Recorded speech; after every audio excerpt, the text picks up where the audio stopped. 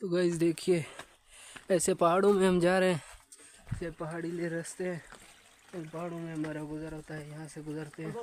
तो देखें ऊपर तकरीबन हम पहुँच गए हैं। इन पहाड़ों के दरमियान में यहाँ हमारा जगह है जहाँ हम ठहरेंगे और वहाँ पे कुछ खाने पीने के लिए बनाएंगे और फिर ऊपर पहाड़ पर जाएंगे। उधर इंशाल्लाह पहाड़ के ऊपर भी जाएंगे। ये देखें कितना अच्छा और साफ पानी है, पानी में मछलियाँ भी हैं देखें। और चलते हैं हम ऊपर और ऊपर आपको सैर करवाते हैं।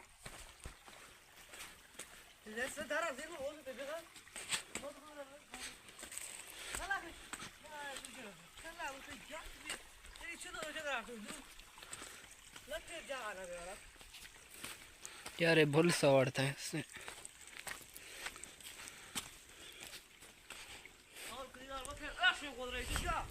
Ciao.